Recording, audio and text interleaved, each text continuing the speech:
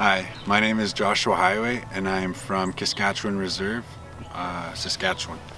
My name is Theresa Mackenzie and I'm from the Enoch Cree Nation in Alberta. This week was a really beautiful week, getting to connect with everybody and learning all the amazing things that we learned, and connecting with Wes and hearing the songs and the wonderful teachings that we got from the elders that were here as well. I really enjoyed it. I enjoyed the paddle carving. It really opened my eyes this week about how unprepared some communities are because they haven't taken the time to plan for emergencies. And going home, I'm gonna take the initiative to go home and take pictures. That was a big part that surprised me, was that you needed proof to prove you had buildings before and receipts and stuff. So just going home, taking pictures of all the the parks, the sheds, the homes, all your belongings, just making sure you have a log of what you have, so in case of an emergency you at least can get some stuff back. I think what I took away from this week was I didn't really realize how much culture could play into emergency preparedness, but realizing that there's so much need to learn basic survival skills because you never know what's going to happen, and having those skills to be able to live off of the land and survive that way, I think, is really important.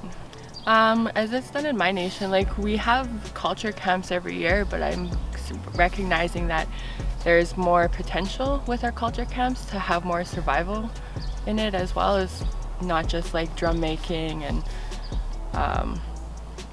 ceremonies and stuff. We could definitely have more of the preparations for wild meats and how to build shelters and fires without modern day technology. Yeah. In my tiny reserve, I notice it's not, well, they do have some culture. They do have a sweat lodge in a corner of the field. They recently built a child family services building, which youth will be out there. So being here and knowing that that building's coming and that these people are going to be on our reserve, I feel we could start planning for them to take part of the, take care of the land, just some maintenance stuff. What is that? Controlled burn-ins, things like that. I feel we could incorporate into our little nation and make it safer in case emergency does happen. I think the atmosphere was very positive and optimistic in general. It was very welcoming. Definitely felt like a little family was being formed, and I thoroughly enjoyed myself. I agree with Theresa. We were very open from the beginning, very optimistic about this week. We got fairly comfortable pretty quick with me, just performing and presenting with all the other participants. It was quite an experience, listening to others and just honing your skill to public speak and present and take it back to your nation, so you're more confident when you do present these things to them.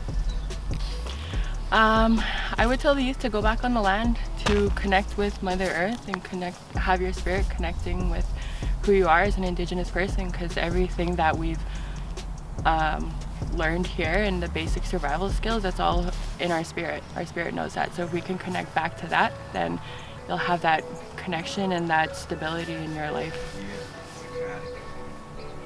I would encourage the youth to take more chances and more risks. Coming out here, I didn't know what I was getting into or what to expect, but I really did enjoy myself. I learned a lot and I just put myself out there. And it's just taking that first step to go out of your comfort zone and just take a risk and take a chance, and chances are you'll grow in more ways than one. The world is a lot bigger than just our reserves or our communities, so get out and explore. It's easy to excel in a place with no excellence. It's not hard to go nowhere if the steps are missed. Often I'm just wondering who took them from me. Who took them from me? It was me. I see no end in sight. Never seem to get it right. Every time I open up my mouth, yeah, I close it twice. Always been thinking, having trouble drinking. Can I get a refill, please, while I am sinking?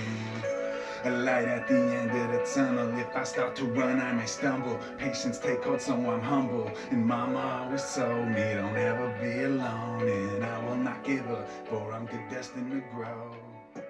It's easy to excel.